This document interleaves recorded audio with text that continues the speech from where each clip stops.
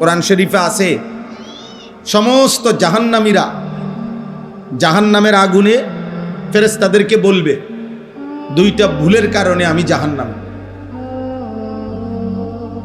প্রত্যেক ফেরেশতার কাছে জাহান্নামীরা বলবে, আমি যদি দুনিয়ায় থাকতে আল্লাহর কথা মনোযোগ দিয়ে শুনতাম এবং শুনবার পরে সেই কথাগুলো নিয়ে যদি সামান্য ভাবতাম, আজকে আমি জাহান্নামী হতাম না। আমি দুইটা বড় ভুল করে ফেলছি। এক হলো মনোযোগ দিয়ে শুনি নাই, দুই হলো শোনা কথাগুলো নিয়ে আমি ভাবি নাই, ফলে আজকে আমি জাহান্নামী। وقالوا لو كنا نسمع أو نعقل ما كنا في أصحاب السعير। এই আয়াত সূরা মুলকের মধ্যে আছে। জাহান্নামী বলবে, হে ফেরেশতা, সেদিন দুনিয়ায় থাকতে আমি যদি আল্লাহর কথা মনোযোগ দিয়ে শুনতাম, অথবা যদি শুনবার পরে কথাগুলো নিয়ে একটু ভাবতাম যে কিভাবে আল্লাহর কথা মানা যায়, পজিটিভ চিন্তা করতাম, যদি যে আমার জন্যই বলছে, আমি দেখি কিভাবে মানা যায়, আমি যদি একথা আন্তরিকভাবে নিতাম, ভাবতাম, আজকে আমি জাহান্নামী হতাম না। মা কুন্না ফি আসহাবিস সাঈর, আজ আমরা জাহান্নামী হতাম না।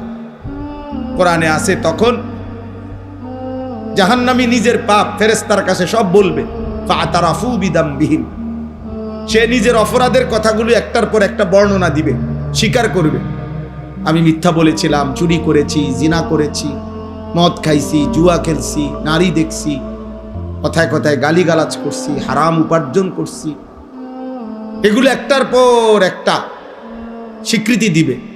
সব শুনবার পরে ফেরেশতা বলবে, ফাসুহকাল লি আসহাবিস সাঈর, হে নাফরমান জাহান্নামী, দূর হ, দূর হ, জাহান্নামে পড়ে থাক। কারণ আমি ফেরেশতাকে তুমি হাজারবার, লক্ষবার, কোটিবার বললেও আজ আমি তোমার কোনো উপকার করতে পারবো না। শুনাইলেই যা, কিন্তু কোনো ফায়দা নাই। তোমাকে জাহান্নামের আগুনেই পুড়তে হবে, জাহান্নামের আগুনেই জ্বলতে হবে। এই জন্য সবার কাছে, আপনারা যারা সামনে বসছেন, ছেলেরা, ভাই, তোমরা যারা বসছো, আমার অনুরোধ, আব্বা, একটা ঘন্টা সময় তাকায় থাকলে ভালো হবে। বা সাইডে মাইডে আওয়াজ হোক, একবারে হাতি ঘোড়া যা হোক, আল্লাহর কথার প্রতি আন্তরিক হলে, তাকিয়ে শুনলে, ছোট বড় সবার জন্য ফায়দা হবে। কোরআন জিন্দিগি বদলায়।